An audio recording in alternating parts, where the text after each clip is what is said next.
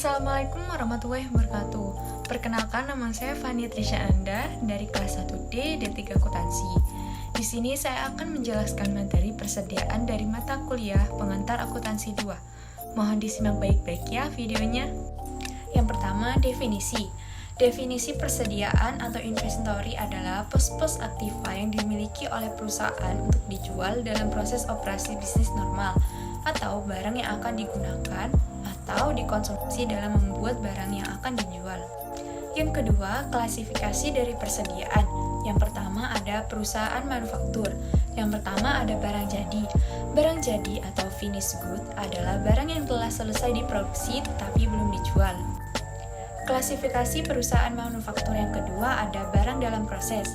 Barang dalam proses adalah barang yang masih memerlukan proses produksi untuk menjadi barang jadi, sehingga persediaan barang dalam proses sangat dipengaruhi oleh lamanya produksi, yaitu waktu yang dibutuhkan sejak saat bahan baku masuk ke proses produksi sampai dengan saat penyelesaian barang jadi. Klasifikasi perusahaan manufaktur yang ketiga adalah bahan baku. Bahan baku adalah barang persediaan milik perusahaan yang akan diolah lagi melalui proses produksi, sehingga akan menjadi barang setengah jadi atau barang jadi sesuai dengan kegiatan perusahaan tersebut. Yang kedua adalah klasifikasi dari perusahaan dagang.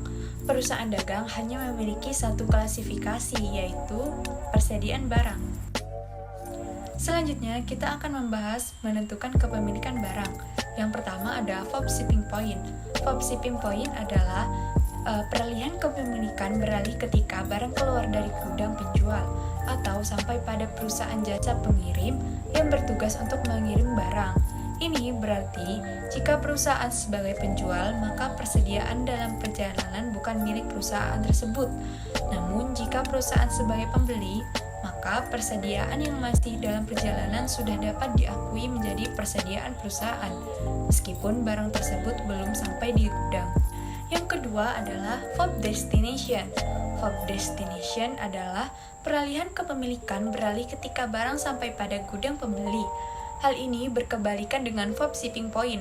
Berarti jika perusahaan sebagai penjual, maka barang yang masih dalam perjalanan masih diakui sebagai persediaan milik perusahaan. Jika perusahaan sebagai pembeli, maka barang dalam perjalanan itu tidak dapat diakui sebagai persediaan milik perusahaan. Yang kedua, kita akan membahas metode pencatatan persediaan. Yang pertama ada metode fisik. Metode fisik yaitu merupakan metode pada setiap akhir periode dilakukan perhitungan secara fisik untuk menentukan jumlah persediaan akhir.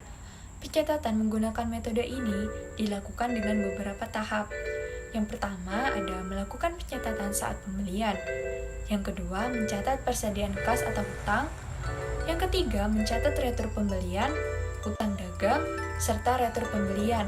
Yang keempat, mencatat potongan pembelian, penjualan, dan retur penjualan. Yang kedua, metode perpetual. Metode perpetual yaitu melakukan pembukuan atas persediaan secara terus-menerus, yaitu dengan membukukan setiap transaksi persediaan baik pembelian maupun penjualan. Beberapa pencatatan di metode ini adalah yang pertama, jurnal pencatatan waktu saat memberi barang. Yang kedua, persediaan barang dagangan. Yang ketiga, pencatatan hutang atau kas. Yang keempat, penulisan jurnal saat menjual barang. Yang kelima, pencatatan harga pokok produksi. Yang keenam, pencatatan persediaan barang dagang. Berikut ini adalah perbedaan pencatatan metode fisik dan metode perpetual.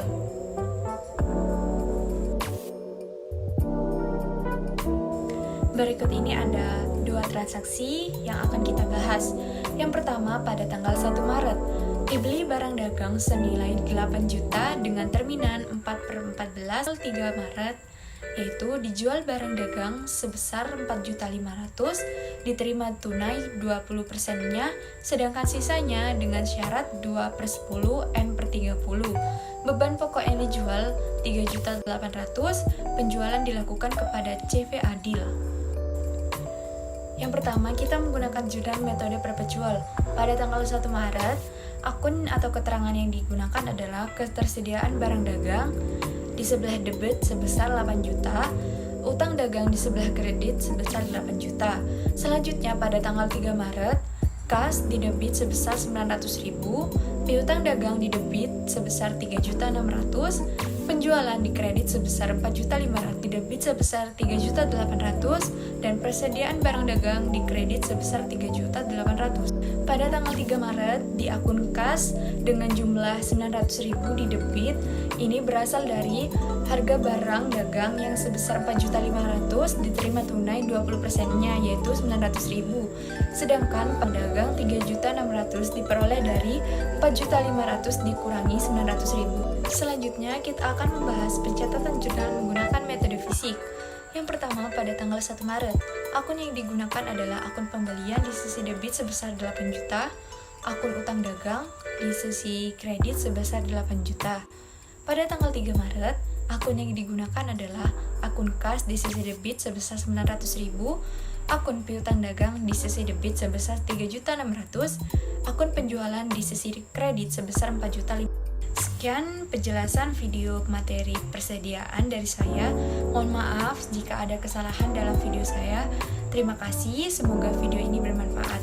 Assalamualaikum warahmatullahi wabarakatuh.